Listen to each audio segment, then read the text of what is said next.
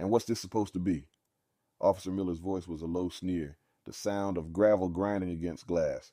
He held the military ID between his thumb and forefinger as if it were something soiled. Colonel Althea Washington, doctor. You collect these out of a cereal box? The sun was hot on the asphalt of the quiet suburban street. A few neighbors peeked through their blinds. Across the road, a teenager's phone, held low, glinted. Dr. Althea Washington stood perfectly still on the side of the road, her hands visible, resting calmly on the roof of her own car. She did not look at the neighbors or the phone. She looked at the contempt in the officer's eyes. It was a familiar look. She had seen it in war zones and boardrooms. It was the look of a small man trying to stand in a tall shadow. She said nothing. Her silence was a wall he could not breach. He wanted a reaction. He needed one. Her composure was an indictment. He tossed the ID onto the passenger seat. What he didn't know was that the back windows were tinted to military-grade specifications. What he couldn't see was the man sitting in the back seat, a man who had been watching the entire interaction with a stillness that dwarfed Althea's own. What he couldn't possibly imagine was that in exactly 9 minutes, his entire world would begin to unravel, not with a shout, but with the quiet, deliberate click of a seatbelt. Before continuing, comment where in the world you are watching from and make sure to subscribe because tomorrow's story is one you can't miss. Part 1. The day had begun with light, the kind of soft, apologetic morning light that filtered through the old oaks in her father's yard, dappling the kitchen floor in shifting patterns. Althea stood at the counter, grinding coffee beans by hand. The rhythmic crunch and the rich, dark smell were the first notes in her daily symphony of routine. It was a ritual she'd maintained through deployments in dusty, war-torn countries and sterile, unforgiving military hospitals. The ritual was an anchor. It meant she was safe. It meant she was home. Her father, Samuel Washington, sat at the small kitchen table, his hands, gnarled with age but still strong, wrapped around a mug of tea. He was reading the local paper, his brow furrowed in concentration. At 88, he moved with the deliberate economy of a man who had learned the value of every motion. He was a veteran of a different, colder war, a man who had worn a uniform when the country he served did not fully see him as a citizen. He had taught her everything she knew about dignity. Not the loud, proud kind, but the quiet, unshakable kind that lived in the spine. Anything interesting in there, Dad? Althea asked, pouring hot water over the coffee grounds. The bloom of the coffee filled the air. He grunted, a sound that could mean anything from mild amusement to profound disgust. They're arguing about the new stop signs on Elm Street. Says it's a solution in search of a problem. He folded the paper with a crisp snap. Politicians, always building a fence after the horses have already learned to fly. Althea smiled. She brought his mug to the sink and rinsed it. I have to go out for a bit. Need to pick up General Hayes from the airfield. Samuel's eyes lit up. Robert's coming to town? You didn't tell me? It was a last-minute trip. Some lecture at the university. He's staying for dinner. I hope that's okay. Okay?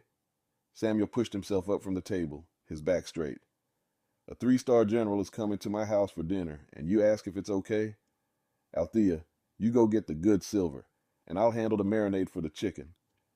She felt a warmth spread through her chest. This was home. The easy banter, the shared history. 25 years in the Army, rising to the rank of colonel, chief of surgery at Landstuhl, decorated for her service. All of it had been for this. To be able to come back here, to this small house, on this quiet street, and care for the man who had given her the strength to do it all. She had 21 days of leave remaining from her current consultant position at Walter Reed. 21 days to just be a daughter. I'll be back in an hour, she said, kissing his cheek. The skin was like worn parchment, but his embrace was firm. Drive safe, he said, his voice holding the permanent, low-grade worry of a parent. Always, she replied. Her car was a 10-year-old sedan, meticulously maintained but unassuming. It was the color of dust and blended in. She preferred it that way. In her life, she had learned that drawing attention was a liability. Competence was quiet. Excellence was proven, not announced.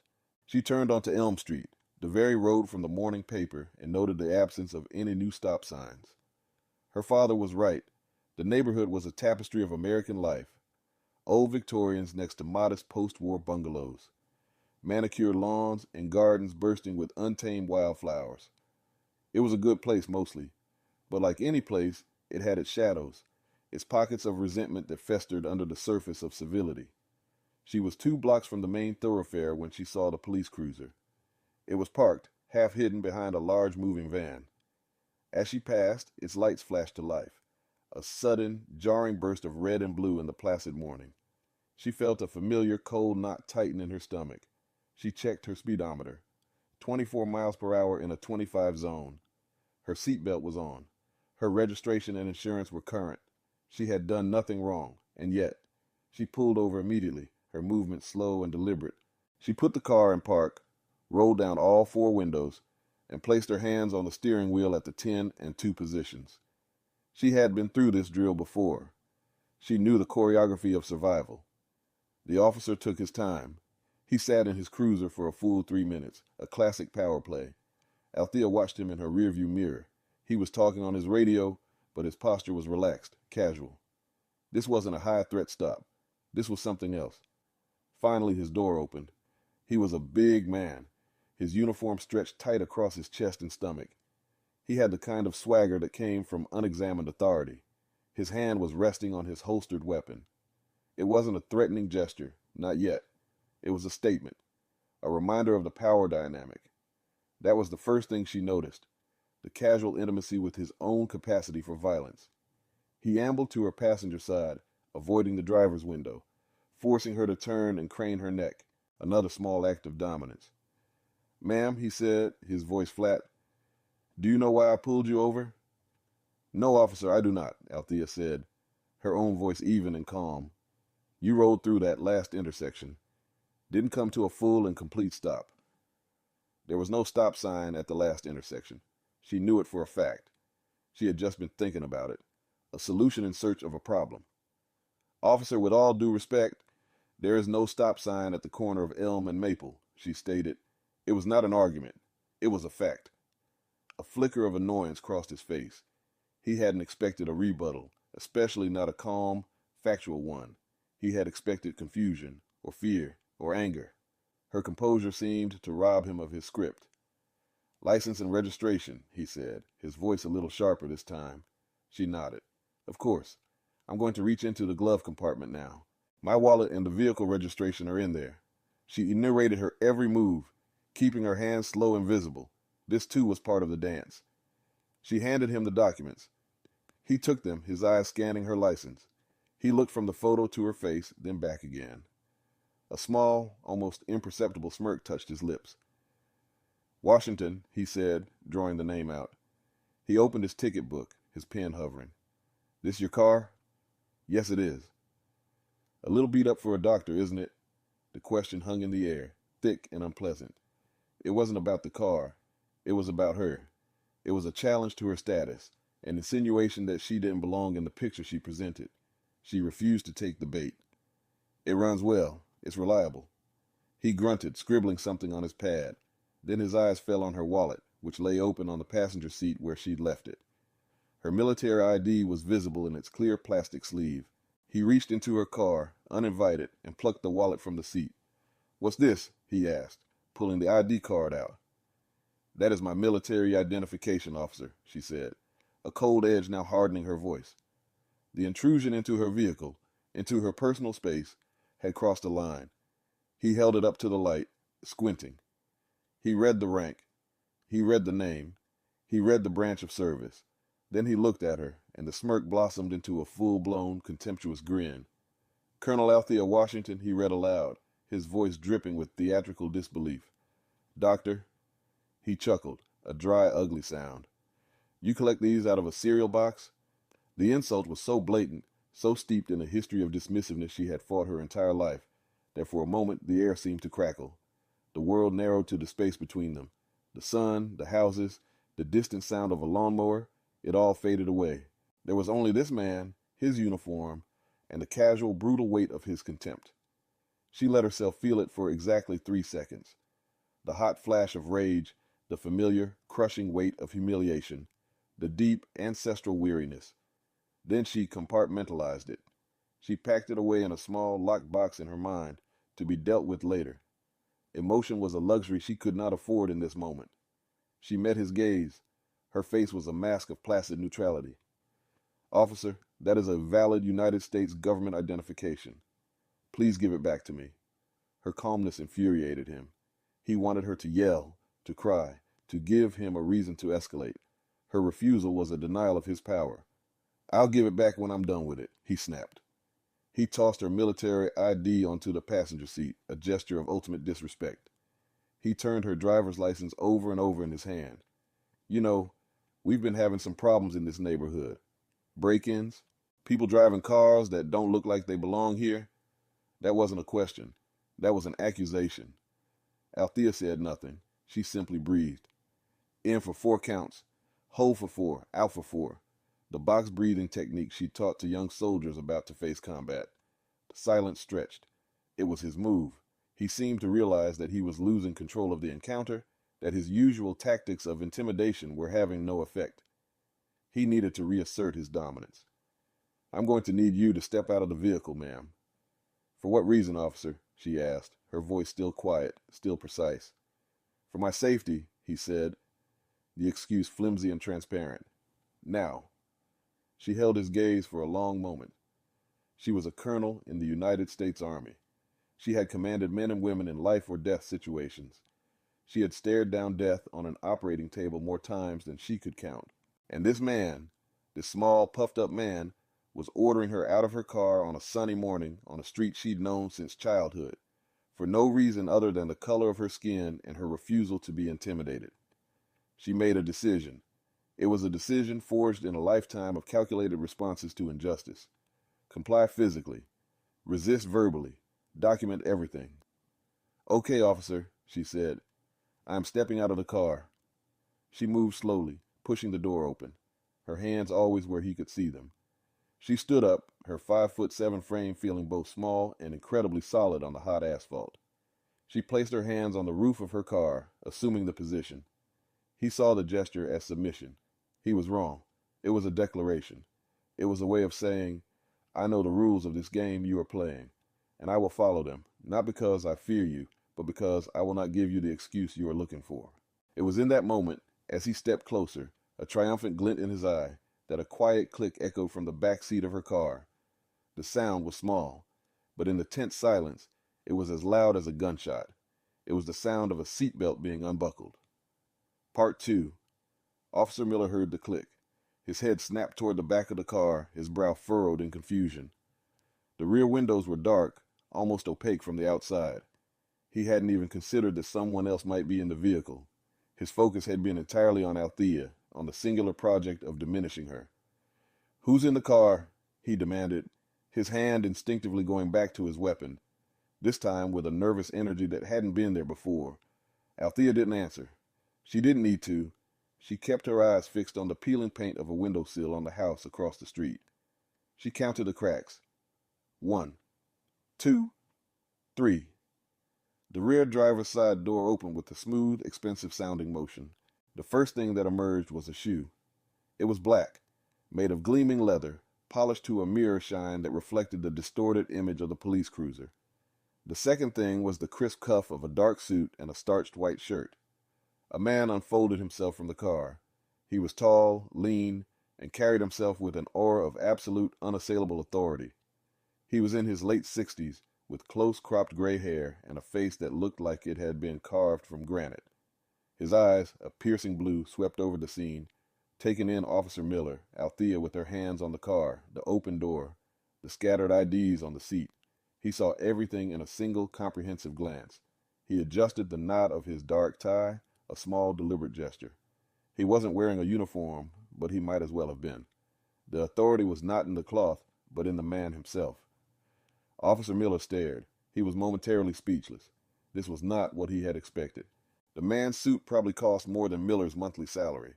His posture was ramrod straight, a stark contrast to Miller's own slightly slouched, pugnacious stance. Is there a problem here, officer? The man asked. His voice was calm, deep, and resonant. It was the voice of a person who had given commands on a global stage and had never once had them questioned.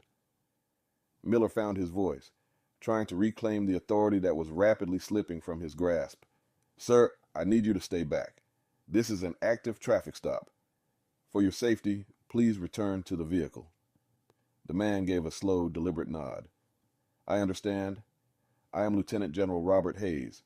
This is Dr. Washington's vehicle. I am her passenger." He said the name and rank as simple facts, not as a boast. Miller's face, which had been flushed with aggression, went slack. The name didn't register at first, but the rank did.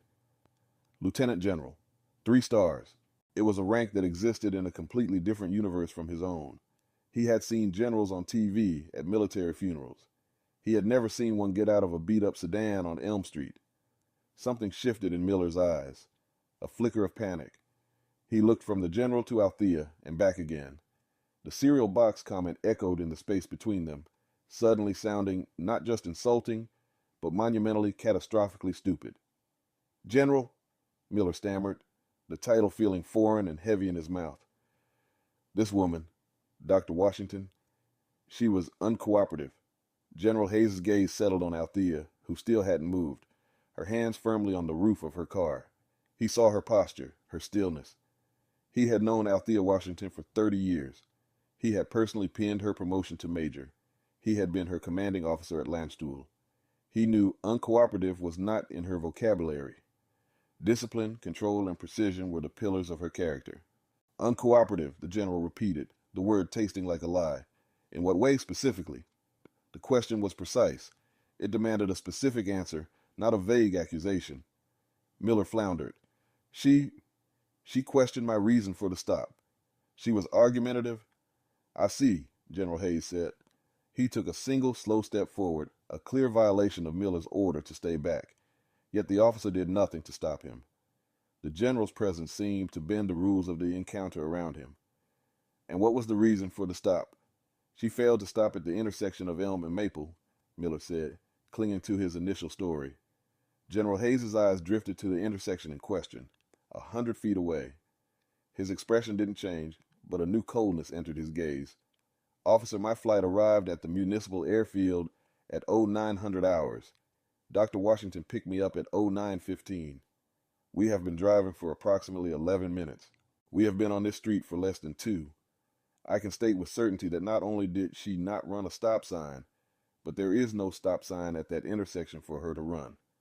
I was looking at it myself not 30 seconds before you initiated your lights." The statement was delivered with the flat, irrefutable certainty of an after-action report. It wasn't an opinion. It was testimony. A bead of sweat trickled down Officer Miller's temple. The whole situation was spinning out of his control. He had pulled over a woman he'd profiled as an easy target for a bit of casual harassment, a way to assert his dominance on a slow morning. Now he was being contradicted by a 3-star general. The teenager across the street was still filming. The neighbors were still watching. What was supposed to be a private moment of power was turning into a public spectacle of his own incompetence. He had to regain control. He fell back on procedure, the last refuge of a failing bully. "Sir, with all due respect, you are interfering with a police investigation," Miller said, his voice regaining a measure of its former bluster. "I'm going to have to ask you to step away."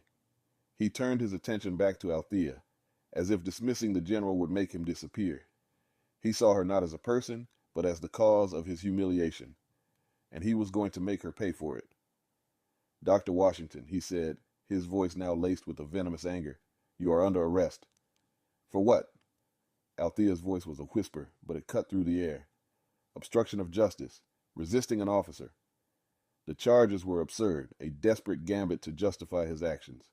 General Hayes took another step forward. "Officer, you are making a grave mistake."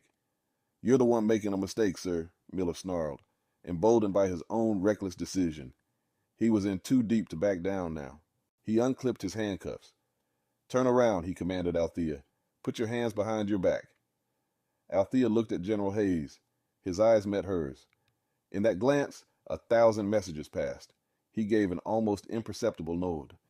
It was the same nod he'd given her before she went into a marathon surgery to save 3 soldiers after an IED attack. It meant, "I am here. I see this. Do what you must to survive the moment. The war will be won later." She understood. This was not the hill to die on. This was a battle to be documented, processed, and won through strategy, not confrontation. She turned around slowly, her movements fluid and measured. She placed her hands behind her back. As the cold metal of the handcuffs clicked shut around her wrists, a profound and chilling silence fell over the street. The sound was obscene in the quiet morning air. It was the sound of a system breaking, the sound of an injustice being formally ratified. Officer Miller, feeling a surge of victory, tightened the cuffs unnecessarily. He grabbed her arm, his grip too rough. "You see," he said, his voice low and meant only for her. "I don't care who you are. Here, I'm the one in charge." General Hayes stood by the open car door, his face an unreadable mask of granite. He did not raise his voice. He did not issue a threat. He simply watched. He watched the officer manhandle a decorated Army colonel. He watched as Althea was pushed towards the cruiser. He watched, and in his mind, he began composing a report. It was a different kind of report than he was used to writing. This one would not be about troop movements or strategic objectives. It would be about the abuse of power on a quiet street in a small American town, and he would file it with people who could do something about it. As Miller shoved Althea into the back of his cruiser, he felt a moment of triumph. He had won. He had put the arrogant woman and her fancy friend in their place. He was wrong. The click of the handcuffs was not the end of the story. It was the beginning of the reckoning. And the quiet, watchful general was not just a passenger. He was the first witness for the prosecution. Part 3. The back of the police cruiser smelled of stale cigarettes, vomit, and cheap air freshener. It was a smell of despair. Althea sat perfectly upright, her cuffed hands in her lap. She focused on her breathing, slowing her heart rate. She refused to let the humiliation seep into her bones.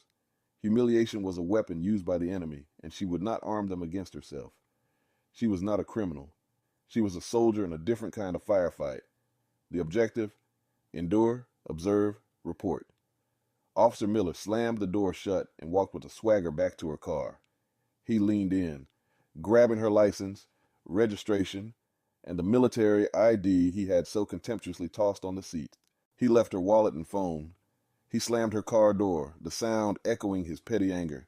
General Hayes had not moved. He stood like a statue, a silent, imposing sentinel.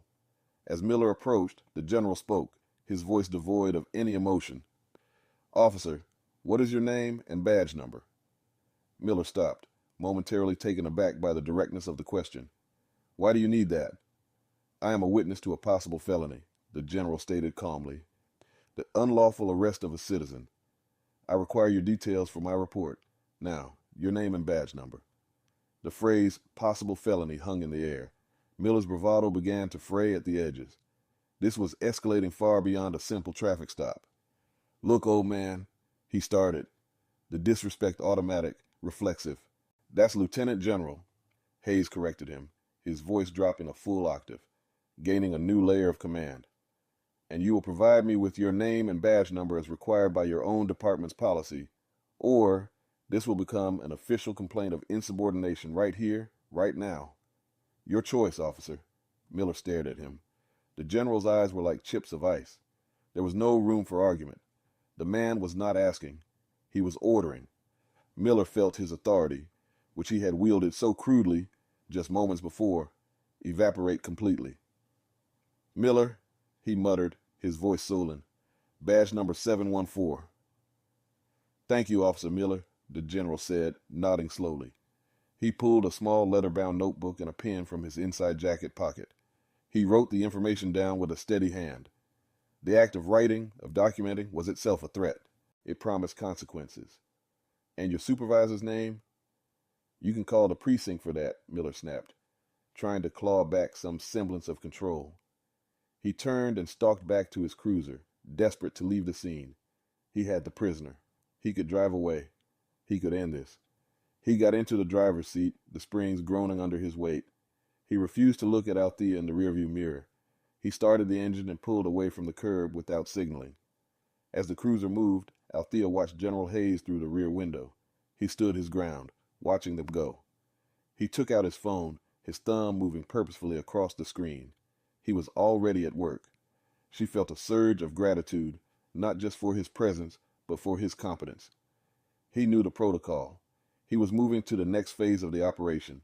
The drive to the station was short and silent. Miller drove too fast, his anger radiating from him in palpable waves. Althea used the time. She cataloged every detail. The time on the cruiser's clock.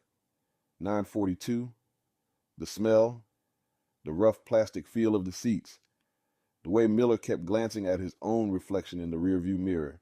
A flicker of uncertainty now clouding his face. He had gotten what he wanted, but it didn't feel like a victory. It felt like a trap he had just sprung on himself. The police station was a low, brick building that looked like it had been built in the 1970s and hadn't been updated since. It had the grim, functional aesthetic of institutional neglect. Miller parked in the back, in a designated spot. He got out and opened her door, the swagger gone, replaced by a sullen, brutish efficiency. "Let's go," he said, grabbing her arm again. She walked beside him, her head held high. As they entered through a back door, the atmosphere shifted. The air was cool and smelled of disinfectant and burnt coffee. A few officers looked up as they passed.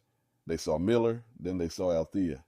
They saw her race, her gender, and the expensive-looking conservative dress she wore. They saw the handcuffs.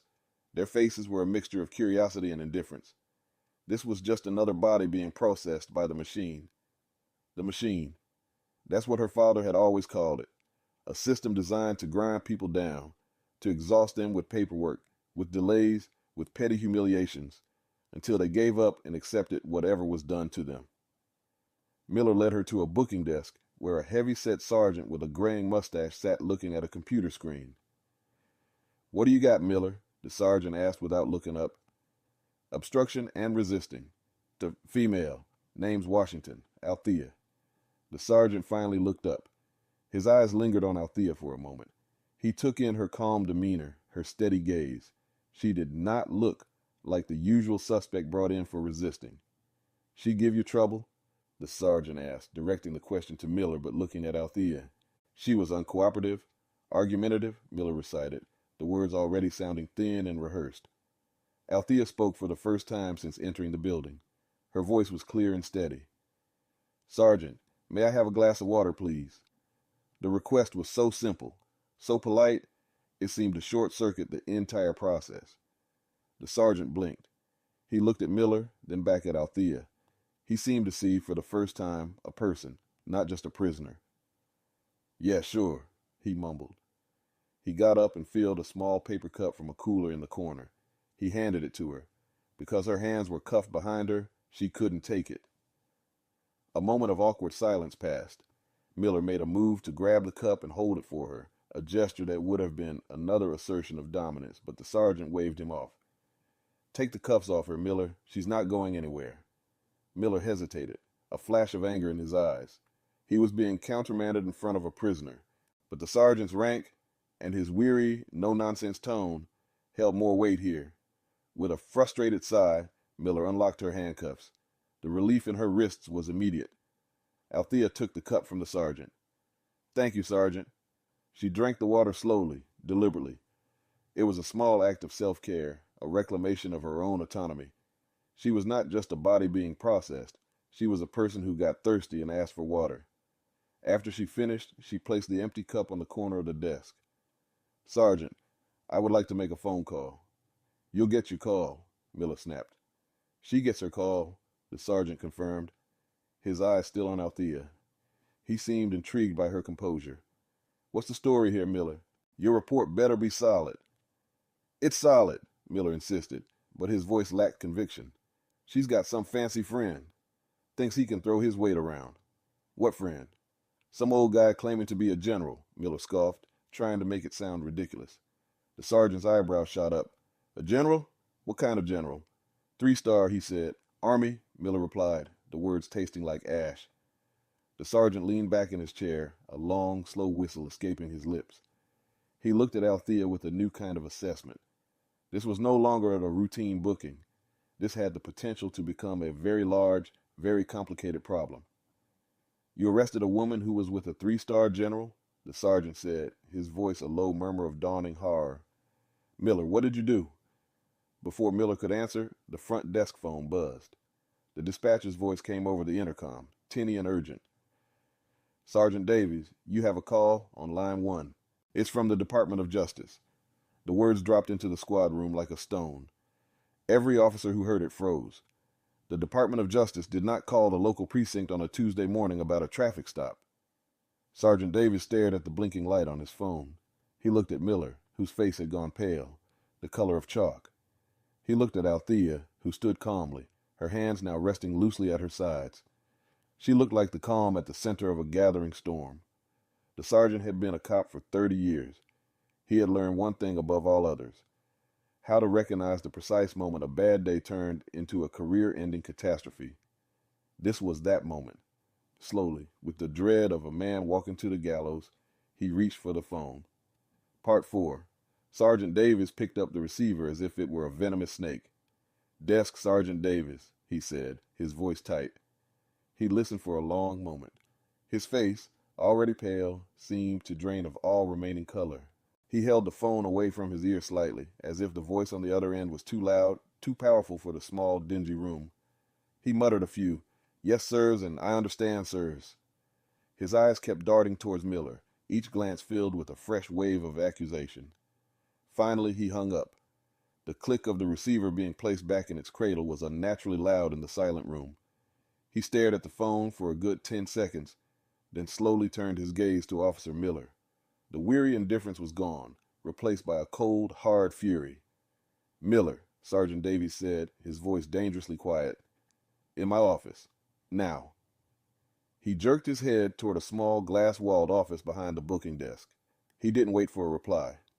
He turned and walked into it, leaving Miller standing alone in the middle of the room, the focus of every other officer's stare. Miller looked trapped. He glanced at Althea, a wild, desperate look in his eyes, as if searching for a way to undo the last hour, but her face offered him nothing. It was a mask of serene, impenetrable calm. She was no longer a participant in his drama. She was a spectator. He shuffled toward the sergeant's office, his feet dragging. As he passed Althea, he wouldn't meet her eyes. The door closed behind him, but through the glass, they could all see the scene unfold. Davies wasn't yelling. It was worse than yelling. He was speaking in a low, controlled tone, his hands gesturing sharply. Miller stood with his head bowed, his large frame seeming to shrink under the verbal onslaught. Althea turned her attention away from the spectacle. It was a distraction. She needed to focus on her next steps. The call from the DOJ was General Hayes' work. Fast. Efficient. He hadn't just called a local number. He had gone up the chain of command, far up, to a place where a call down to a small-town police precinct would land with the force of a thunderbolt. A young officer, barely out of his teens, approached her cautiously. He looked nervous, his Adam's apple bobbing. "Ma'am, Dr. Washington?" Sergeant Davis said. He said, "You're free to go." The statement was so anticlimactic it was almost absurd. Arrested, cuffed, driven to the station, and now, "You're free to go." "My property," Althea said simply. "Yes, ma'am." The young officer hurried to a locker and retrieved her driver's license and military ID. He handled them with a new reverence, as if they were holy relics. He placed them gently in her hand. "Here you are, ma'am. I'm really sorry about all this." Althea looked at him. He was young, and his apology seemed genuine. He was a cog in the machine, but perhaps not a rusted one. "What is your name, officer?" "Connell, ma'am. Officer Connell." "Thank you, Officer Connell," she said. She didn't smile, but her tone softened almost imperceptibly. It was an acknowledgement of his small act of humanity. She turned to leave.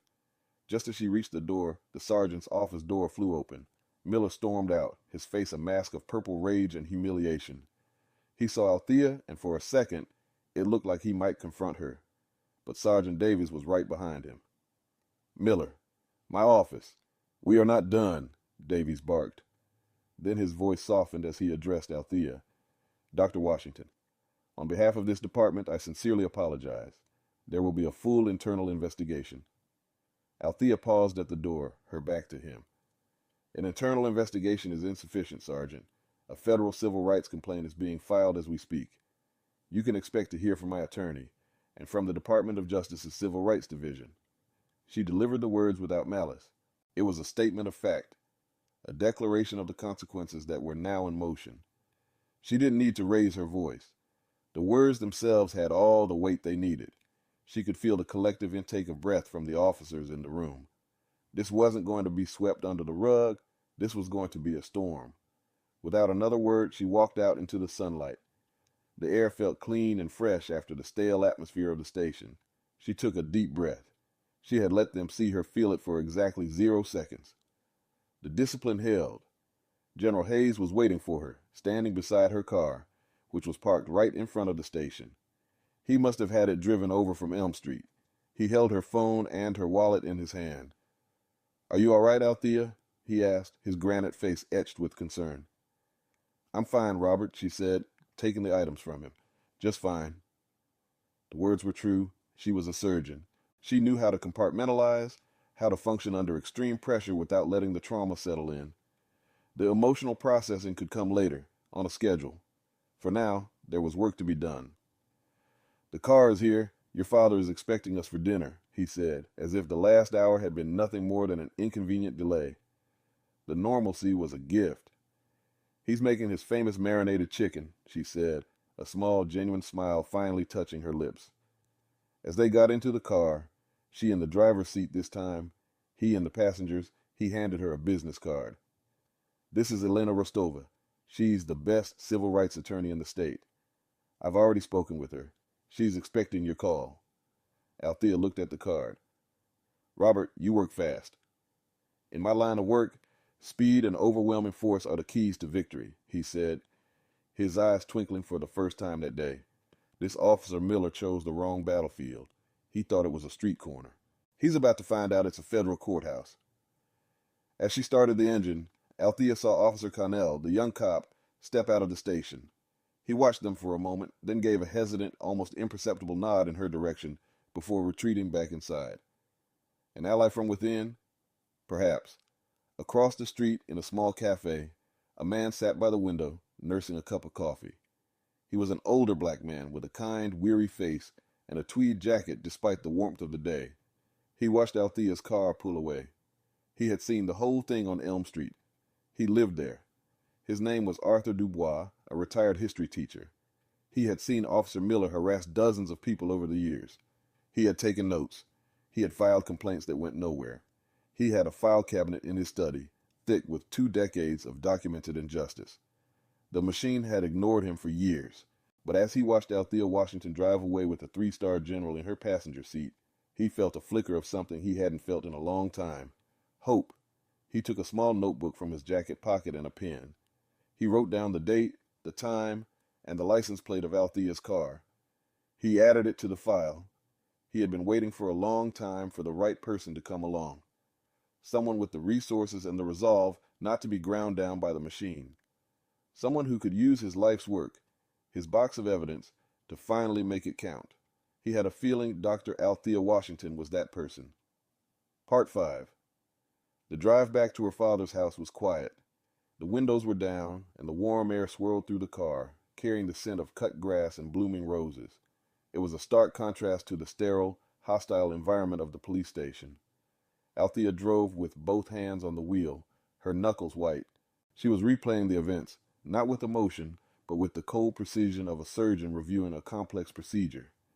Every word, every gesture, every flicker of expression was a piece of data.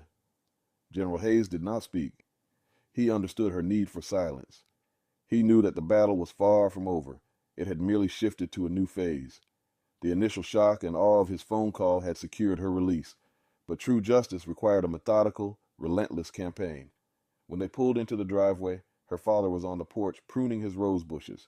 He looked up as the car stopped, his eyes immediately finding Althea's. He saw the tension in her shoulders, the rigid set of her jaw. He put down his shears and walked to the car as she got out. He didn't ask what happened. He didn't need anyone to tell him. He was an old soldier, and he knew the look of someone who had just come through a firefight. He simply opened his arms. Althea stepped into his embrace, and for the first time that day, the wall of her composure cracked, just for a second. She buried her face in his shoulder, the rough cotton of his work shirt a familiar comfort. He held her, his hand patting her back in a steady, rhythmic gesture. "It's all right, baby girl," he whispered. "You're home now. You're safe." She let herself lean on him for exactly 10 seconds. She breathed in the familiar scent of earth and Old Spice, Then she straightened up, the crack in her armor already sealing over. "I'm okay, Dad." Samuel nodded, his eyes meeting General Hayes's over her shoulder. A silent communication passed between the two old warriors. "Thank you for being there." "Of course. She's one of our own." "Robert," Samuel said, extending a hand. "It's good to see you, son, even if you are bringing trouble with you." "The trouble was already here, Sam," the general replied, shaking his hand warmly. "We just happened to shine a light on it." Inside, the house was filled with the savory aroma of roasting chicken and garlic. The scene was so profoundly normal, so domestic, that the morning's events felt like a surreal nightmare, but the faint red marks on Althea's wrists, where the handcuffs had been, were a testament to its reality. Althea made the call. She stood in the kitchen, looking out at the backyard where she had played as a child, and dialed the number for Elena Rostova. The attorney answered on the first ring. "Miss Rostova, this is Dr. Althea Washington." "Dr. Washington, I've been expecting you." The voice on the other end was crisp, professional, and radiated competence. "General Hayes gave me the broad strokes, but I need to hear it from you. Every detail. From the moment you saw the cruiser's lights." For the next 45 minutes, Althea recounted the incident. She spoke in a measured, dispassionate tone, providing facts, not feelings. She described Miller's words, his posture, the fabricated reason for the stop, his mockery of her ID, the illegal entry into her car, the unnecessary roughness, the absurd charges. She was a perfect witness, her memory trained by years of medical and military discipline. When she finished, there was a brief silence on the line. Then Rostova spoke, her voice tight with controlled anger. "Thank you, Doctor. This is egregious. It's a textbook case of a 1983 violation. Color of law, unlawful seizure, malicious prosecution, and the disrespect to your service is frankly nauseating." "What's the first step?" Althea asked, ready for the mission briefing. "First, we file a notice of claim with the city. That preserves our right to sue. Second, I'll be in touch with the U.S. Attorney's Office. General Hayes has already opened that door. I'm going to walk through it with a battering ram. They will be launching their own investigation, and we will cooperate fully. Third, and this is important, I need you to write everything down. Everything you told me. Create a timeline. Be as detailed as possible. Memory fades, but a contemporaneous written account is powerful evidence." "I've already started," Althea said. "Of course you have," Rostova replied, a hint of admiration in her voice. "Fourth, we need to find that teenager with the phone. A video of the initial stop would be invaluable, and any other witnesses." "I'll handle that," Althea said. She knew the neighborhood. She would find them. "Good. Finally, Dr. Washington, I need you to prepare yourself. They will come after you. They will dig into your life, your military record, your personal history, looking for anything they can use to discredit you. They will try to paint you as an angry, aggressive woman who brought this on herself. It's the standard playbook. I have served my country for 25 years with honor and distinction," Althea said, her voice like steel. "My record is clean. Let them look. They will find nothing." "That's what I like to hear," Rostova said. "Stay off social media. Don't talk to the press. Don't talk to anyone from the police department. All communication goes through me. Are we clear?" "Crystal," Althea replied. After the call, she felt a sense of purpose solidifying within her. The initial shock had been replaced by a cold, clear resolve. This was no longer just a personal insult. It was a systemic failure that required a systemic response. Officer Miller was not just a bad apple. He was the fruit of a poisoned tree, and she was going to uproot the whole damn thing. That evening, as the three of them sat down to dinner, the mood was somber but determined. Samuel carved the chicken with practiced hands. They ate, and for a while, they just enjoyed the food. The simple act of sharing a meal a balm for the day's wounds. Then Samuel put down his fork. "There's a man you need to talk to," he said. "Arthur Dubois. Retired teacher, lives on Elm Street, 2 houses down from the corner where it happened. He's been keeping records on that officer for years, on the whole department." Althea looked up, intrigued. "Records?" "Files," Samuel said, nodding. "Complaints from folks in the neighborhood that the police just ignored. Dates, times, names. He's meticulous, like a historian of injustice. People in the community know if something happens, you go tell Mr. Dubois. so at least there's a record of it somewhere. The box of evidence. It was real. A quiet, patient man, documenting the machine's abuses year after year, waiting. He saw what happened this morning, Samuel continued. He called me an hour ago.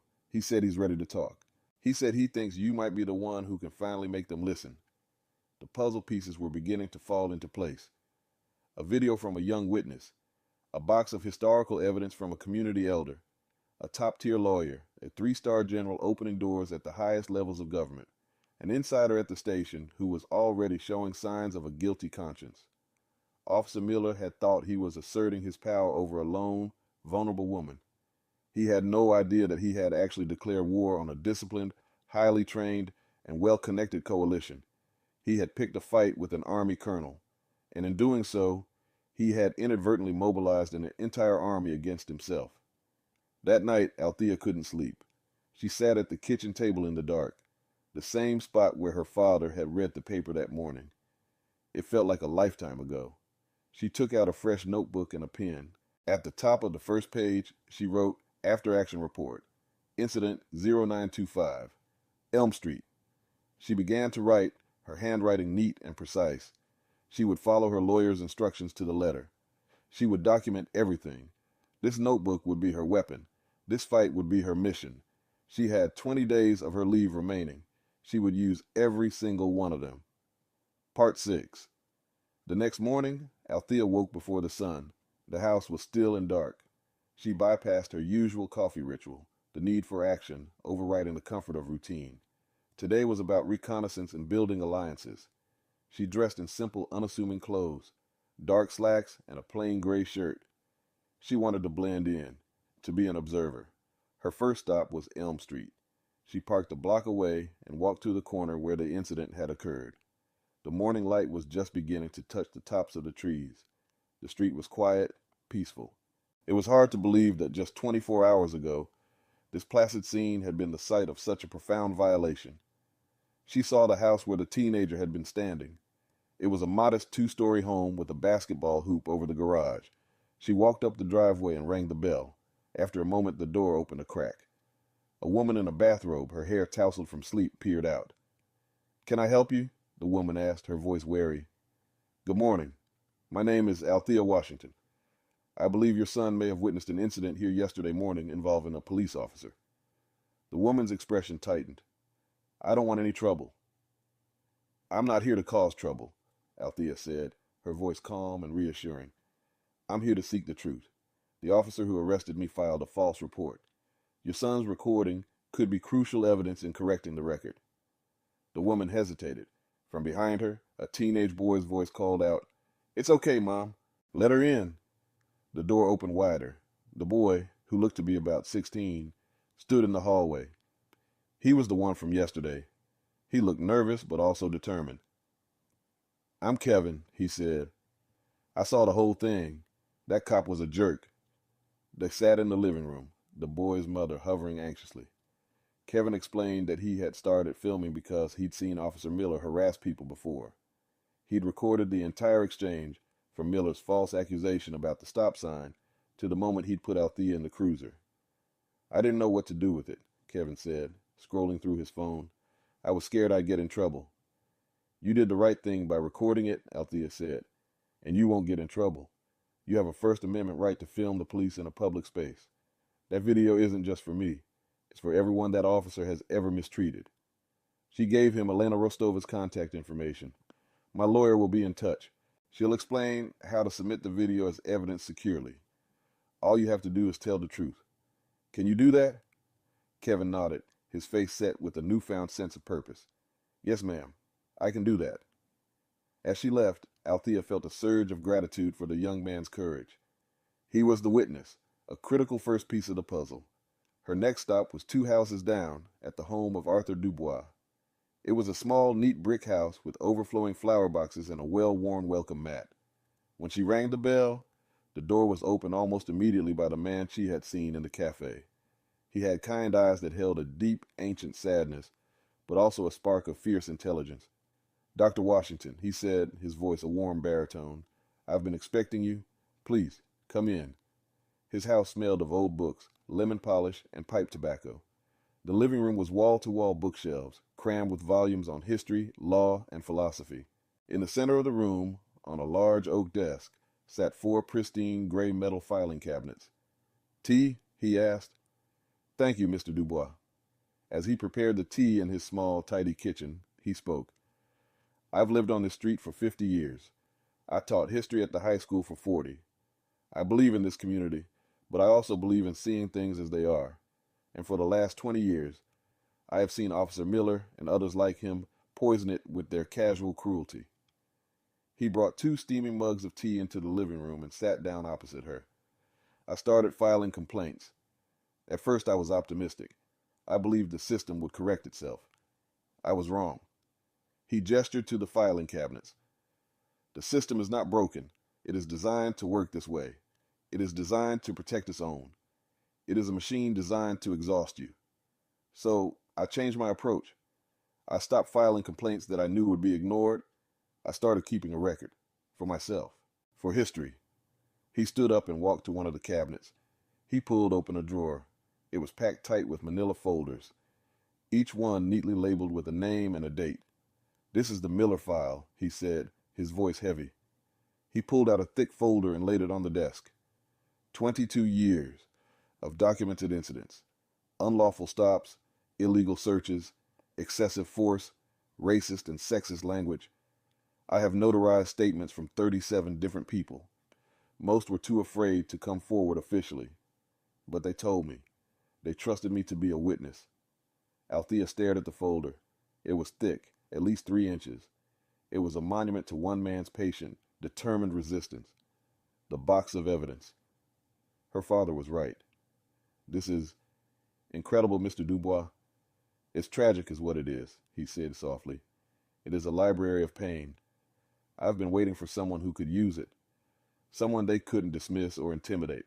When I saw what happened yesterday and I saw who was in the car with you, I thought, perhaps the time has come." He slid the folder across the desk to her. "This is yours now. If you want it, use it. Not for revenge, for justice, and for reform." Althea placed her hand on the folder. The weight of it was immense, not just in paper, but in the years of accumulated injustice it represented. "I will, Mr. Dubois. I promise." She spent the next hour with him, going through the files. The stories were heartbreakingly similar to her own. A young black man pulled over for having a suspicious air freshener. A Latina woman ticketed for a broken taillight she had just had fixed. An elderly man harassed for walking too slowly across the street. A pattern of abuse, meticulously documented, stretching back for 2 decades. Miller was not an aberration. He was a predator who had been allowed to hunt in his community for years. When she left Mr. Dubois' house, she had the folder with her. It felt like a sacred trust. She called Elena Rostova immediately. "I have it," Althea said. "The smoking gun, or rather, a whole arsenal." She described the files. Rostova was silent for a moment, and Althea could almost hear the lawyer's mind racing, recalibrating the entire case. "Dr. Washington," Rostova said, her voice filled with a new, sharper excitement. "This changes everything. This is no longer about a single incident. This is a pattern and practice case. This is how you take down a whole department. We can petition the DOJ for a consent decree. We can force systemic reform." The machine metaphor was apt. You couldn't just fix one broken gear. You had to re-engineer the entire apparatus. That afternoon, a courier arrived to pick up the files. Althea handed them over, feeling a sense of momentum building. The pieces were coming together faster than she had anticipated. Witness, elder, lawyer, general. But there was still one piece missing. The insider. That evening, she got a call from an unknown number. She hesitated, remembering Rostova's instructions, but something told her to answer. "Dr. Washington?" The voice was young, nervous. It was Officer Connell. "Yes. I can't talk long, but I wanted you to know. Miller's report, it's a work of fiction. He's claiming you physically resisted, that you tried to flee." "I would expect nothing less," Althea said calmly. "There's more," Connell rushed on, his voice a whisper. "The dash cam. His cruiser has one. It would have recorded the whole stop. He's telling the sergeant that there was a technical malfunction and the footage is corrupted. That's a lie. I saw him in the server room this afternoon. He was at the terminal that manages the video archives. He was deleting the file. Althea's blood ran cold. Tampering with evidence, a felony. He thinks he got away with it, Connell continued, but our system has a 48-hour rolling backup on a separate partition server. The IT guys implemented it after another officer got caught doing the same thing last year. The original file might be gone, but the backup is still there for another 24 hours or so. You have to tell your lawyer. She has to get a federal subpoena for that server immediately. The line went dead. Althea stood in her father's quiet hallway, the phone still pressed to her ear. The final piece had just fallen into place. The insider had come through. Miller hadn't just committed an injustice. He had committed a crime to cover it up. And now there was proof. She dialed Elena Rostova. "We have a problem," she said, "and an opportunity." The countdown had begun. They had 24 hours to secure the evidence that would not only exonerate her but would bury Officer Miller and expose the corruption at the heart of the department. The quiet before the storm was over. The storm had arrived. Part 7. The next 24 hours were a masterclass in strategic execution. Elena Rostova moved with the speed and precision of a special forces operator. Within an hour of Althea's call, she was on a conference call with a senior attorney in the DOJ's Civil Rights Division. General Hayes, patched in from his hotel, provided the necessary weight and context. Althea listened, providing details when asked, but mostly she observed as the levers of power began to move on her behalf. Rostova's argument was simple and devastating. "We have a credible insider witness attesting to the deliberate destruction of exculpatory evidence by the arresting officer. This evidence is on a backup server with a 48-hour deletion protocol. We have less than 24 hours to preserve it. We need an immediate preservation order and a seizure warrant for that server, issued by a federal judge." The DOJ attorney didn't hesitate. "You'll have it within the hour. I'll walk it over to a magistrate judge myself." The machine of federal justice, once set in motion, was a formidable thing.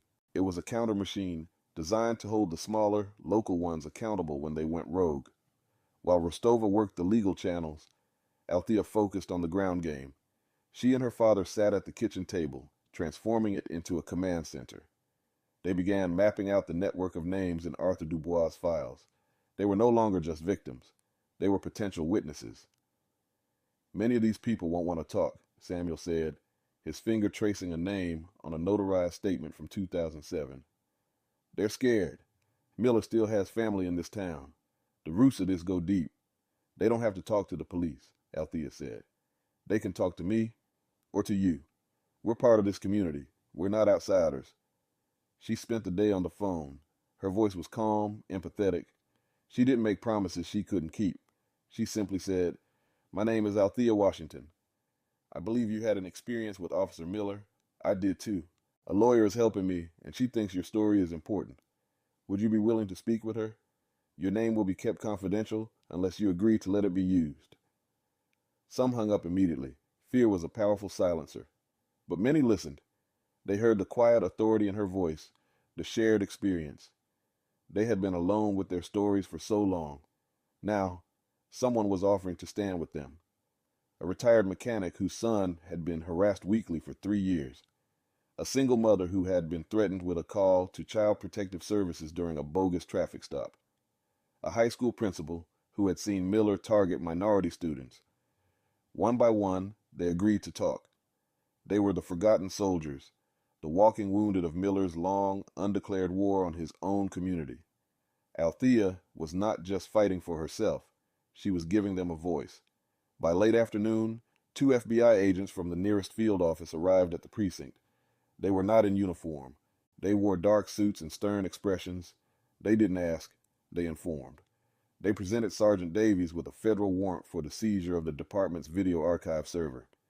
Davies, who had aged a decade in the last day, simply nodded and led them to the server room. The department's IT technician was summoned. The server was disconnected, tagged as evidence, and wheeled out of the station on a cart. The entire process was conducted in near silence, watched by the stunned officers of the precinct. The federal government had arrived. The problem was no longer internal. Officer Miller was not at the station. He had called in sick. He was hiding, but there was nowhere to hide from what was coming. That evening, Elena Rostova called Althea.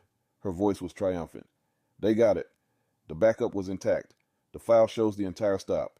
It's exactly as you described. No stop sign, no resistance. Just a calm, professional woman being abused by a man with a badge and an ego. Relief washed over Althea, but it was quickly replaced by a cold anger. The proof was there. It was undeniable.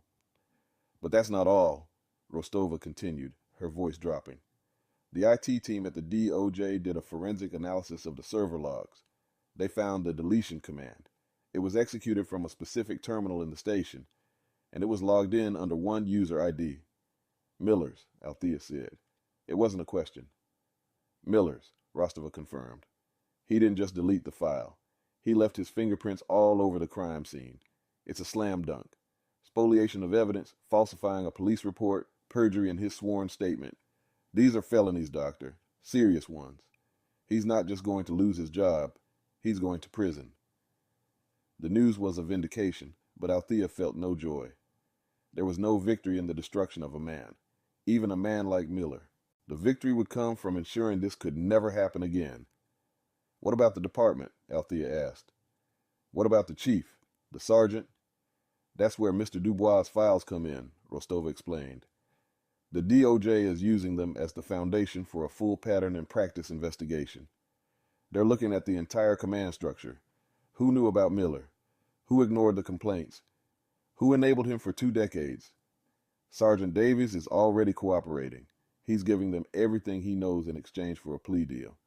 He claims he complained to the chief about Miller for years, but was told to manage him because Miller's uncle is a powerful city councilman. The machine. It wasn't just the police, it was the political structure that protected them. The roots went deeper than she had imagined. This will take time, Rostova warned, but the wheels are in motion. They can't be stopped now. You did this, Dr. Washington. You, Mr. Dubois, that young man Kevin, and the officer who made the call. You stood up when it would have been easier to walk away. After the call, Althea went out onto the porch. Her father was there, sitting in his rocking chair, looking out at the twilight. The sky was a blaze of orange and purple. It's done, she said, sitting in the chair beside him. The evidence is secure. He nodded, the chair creaking rhythmically. Good. That's the battle. Now you have to win the war. What's the war, Dad? He was silent for a long time, watching the last sliver of sun dip below the horizon. The war is to make sure that the next time a man like Miller pulls over a young woman who looks like you, he sees a person. He sees a daughter, a sister, a doctor, a soldier. He sees a human being with rights that he is sworn to protect, not violate. The war is changing what he sees. She sat with him in the growing darkness, the sound of the crickets starting their nightly chorus. He was right. The arrests, the trials, they were just battles. The true objective was larger. It was about changing the culture of a department, the heart of a community. The next day, the first public shot was fired. The local newspaper ran a front-page story. It was leaked, likely, by Rostova's office to control the narrative. The headline was stark. Decorated Army Colonel falsely arrested. FBI seizes police records in civil rights probe. The story was a bombshell. It detailed Althea's service, her rank, her commendations. It recounted the traffic stop, the presence of the 3-star general, and the subsequent federal investigation. It mentioned a trove of historical complaints against the officer in question. The community was in an uproar. The city council called an emergency meeting. The mayor issued a statement promising full transparency and cooperation. The machine was starting to crack under the pressure. Officer Miller's name was not yet public, but everyone in town knew who it was. There was no longer any place for him to hide. Part 8. The public reckoning was swift and precise. 2 days after the newspaper story broke, a federal grand jury handed down an indictment. Officer Daniel Miller was charged with deprivation of rights under color of law, falsification of a federal document, his sworn report to the DOJ, and obstruction of justice. The arrest didn't happen at his home in the dead of night. It happened in the light of day, by design. At 11 a.m., the same 2 FBI agents who had seized the server walked into the police station. This time, they were accompanied by the U.S. Marshal. They had an arrest warrant. Officer Miller had been ordered to report for duty by the chief, who was now fully cooperating with the federal investigation, desperate to save his own skin. Miller was sitting at a desk in the squad room, filling out paperwork, trying to pretend it was a normal day. He looked up as the federal officers approached. His face, which had been a canvas of rage and contempt just days earlier, was now a mask of pure, unadulterated fear. He knew what was happening. Daniel Miller, the lead FBI agent, said, his voice carrying across the silent room, "You are under arrest by order of a federal grand jury." Miller didn't speak. He just stared, his mouth slightly agape. He looked like a man who had just seen a ghost. The agent motioned for him to stand up and turn around. Miller complied, his movements sluggish, robotic. The bravado, the swagger, the performative authority, it had all been stripped away. He was just a man, exposed and terrified. The agent took out a pair of handcuffs. They were standard-issue steel. He cuffed Miller's hands behind his back. The sound, that familiar, obscene click, echoed through the squad room. It was the same sound that had sealed Althea's wrists just days before. The irony was so thick it was almost suffocating. Young Officer Connell stood by the far wall, watching. His face was unreadable, but he didn't look away. He bore witness. Sergeant Davis stood in the doorway of his office, his arms crossed, his face a mixture of grim satisfaction and profound sadness. He had enabled Miller for years, and now he was watching the inevitable consequence of that cowardice. The agents walked Miller out the front door of the precinct. There were news cameras waiting.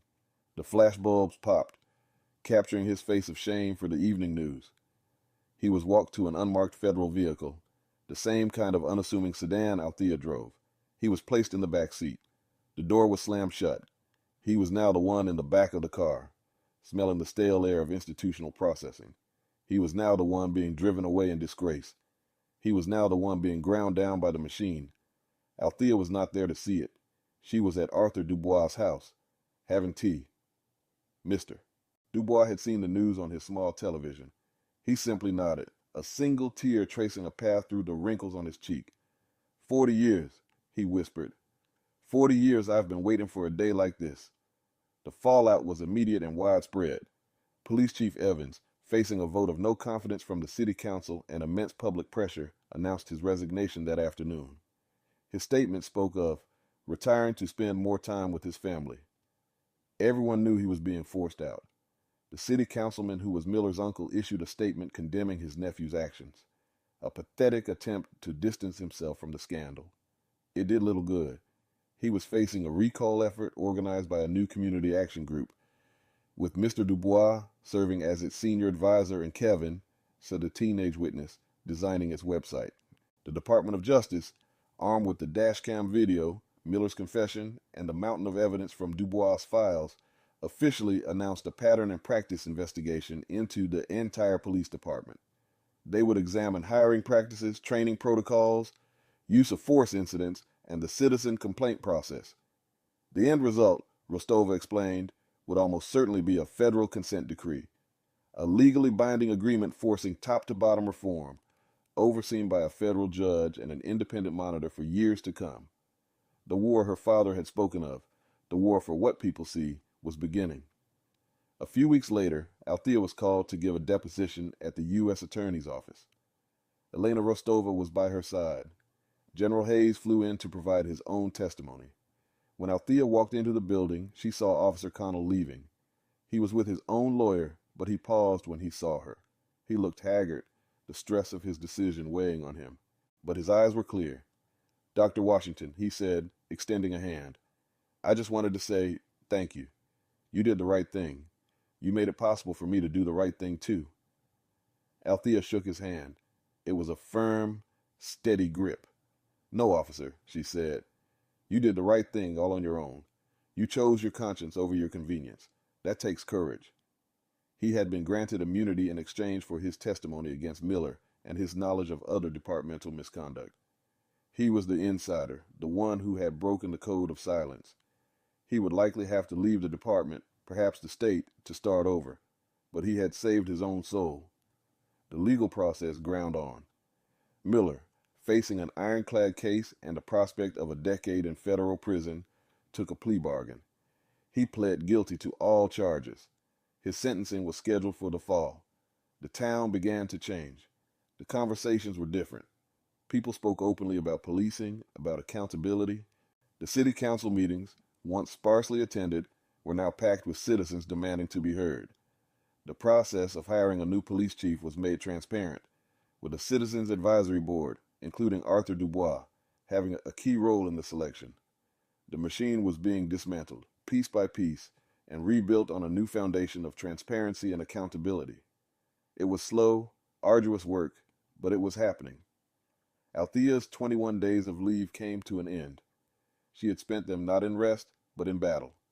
As she prepared to return to her consulting work at Walter Reed, she felt a sense of exhaustion, but also a profound sense of accomplishment. On her last day, she and her father and General Hayes sat on the porch one last time. "You know," the general said, swirling the ice in his glass of lemonade, "I've commanded troops in 2 wars. I've sat in the Pentagon and helped shape global strategy. But I don't think I've ever been prouder of a soldier than I am of you, Althea. What you did here, it was a different kind of courage, the kind our country needs more than ever." Althea looked at her father. He was just looking at her, a quiet pride in his eyes that was more powerful than any medal. "I just did what I was trained to do, sir," she said. "I saw a threat to the principles I swore to defend, and I engaged." "That you did, Colonel," he said, raising his glass. "That you did." Part 9. Autumn arrived, painting the leaves of the old oaks in fiery shades of red and gold. Althea returned to town for Miller's sentencing. She had taken another few days of leave. She felt it was her duty to see it through to the end. The courtroom was packed. On one side sat Miller's family, their faces grim. On the other side was a quiet, powerful coalition. Althea sat in the front row between Elena Rostova and her father. Behind them sat Arthur Dubois, Kevin and his mother, and a dozen other faces from the files, the community members who had suffered in silence for years and had finally come to bear witness. General Hayes couldn't be there, but he had submitted a letter to the court, a searing indictment of Miller's conduct and a powerful testament to Althea's character. Miller was brought in wearing a drab prison jumpsuit, the swaggering bully completely gone, replaced by a hollowed-out man. He shuffled to the defendant's table and refused to look at the gallery. When it was his turn to speak, he gave a mumbled, perfunctory apology to the court, the kind a child makes when forced to. He never mentioned Althea by name. He never acknowledged the scope of his abuse. Then, the judge allowed for victim impact statements. One by one, several people from Mr. Dubois' files, chosen by Rostova, stood up and spoke. A retired man, his voice trembling with an old anger, spoke of being humiliated in front of his grandchildren. A young woman spoke of the fear she felt every time she saw a police cruiser for years after her encounter with Miller. Their stories, spoken aloud in the formal setting of a courtroom, took on a new power. They were no longer whispers in a file cabinet. They were sworn testimony. Finally, the judge asked if Dr. Washington wished to speak. Althea stood. She had not prepared a statement. She didn't need one. She looked directly at Daniel Miller. For the first time, he was forced to meet her gaze. "On the morning of the incident," Althea began, her voice calm and clear, filling the silent courtroom, "Officer Miller asked me if I got my military ID from a cereal box. For 25 years, I wore the uniform of the United States Army. I served as a trauma surgeon in combat zones. I did my best to heal the wounds of soldiers who had sacrificed for the very freedoms that Officer Miller swore an oath to protect.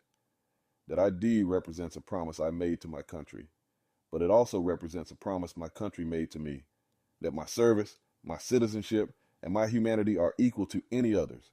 She paused, letting the words settle.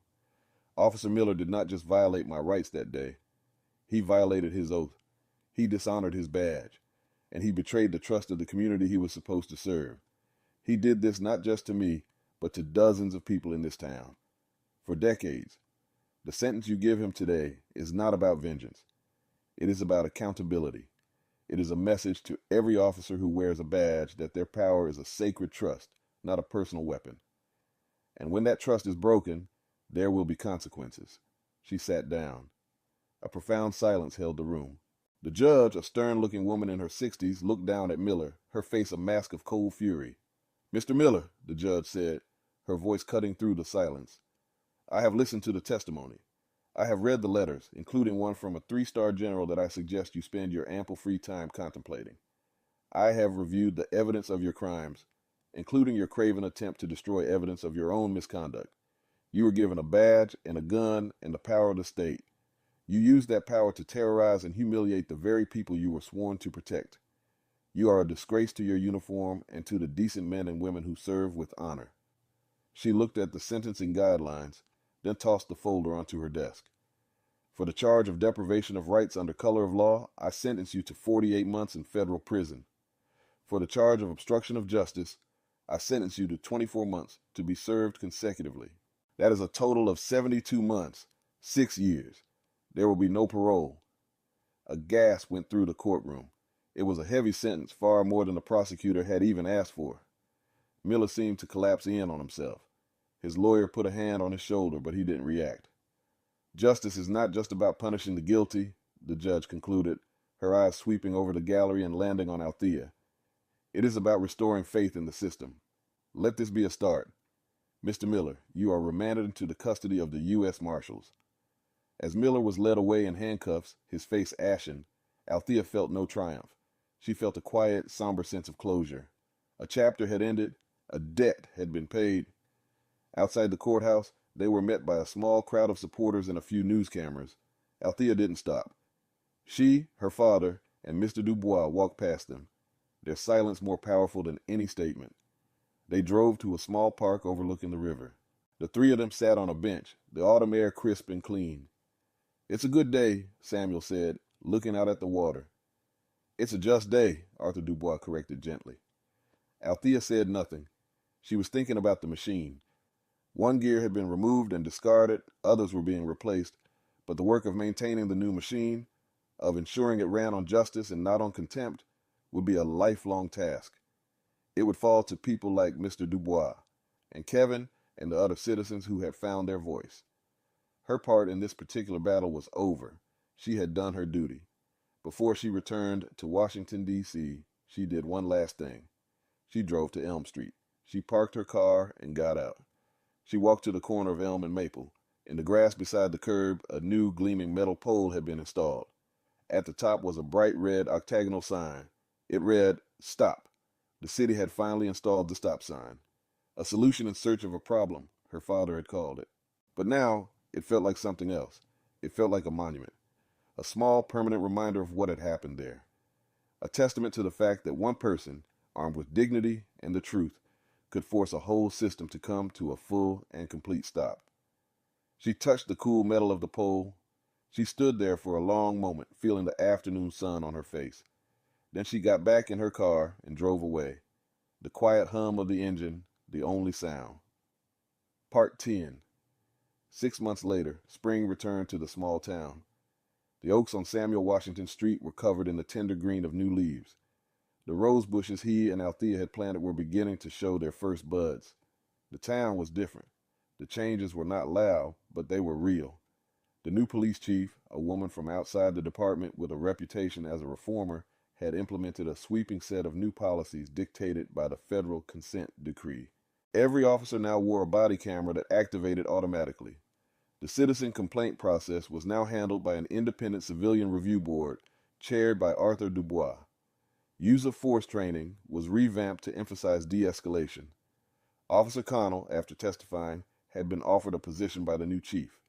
He was now in charge of community outreach, working to rebuild the trust that had been shattered. He was a bridge between the old department and the new one. Althea was home again, this time for her father's 89th birthday. Her leave was not a countdown this time. It was just time. Time to be a daughter. Time to be home. On a bright Saturday morning, she found herself driving down Elm Street. She did it deliberately. She wanted to see how it felt. As she approached the corner of Elm and Maple, she slowed her car and came to a full and complete stop at the new sign. She counted to 3, just as the driver's manual instructed. As she sat there, she saw a police cruiser approach from the opposite direction. Her heart gave a small, reflexive flutter, a ghost of the trauma from a year ago, but she stilled it. This was a new day. The cruiser was driven by a young officer she didn't recognize. He was black. He slowed as he approached the intersection, and he nodded at her. It wasn't a gesture of suspicion or authority. It was a simple human gesture of acknowledgement. A nod between two people sharing a road on a sunny morning. She nodded back. The moment passed. He drove on. She drove on.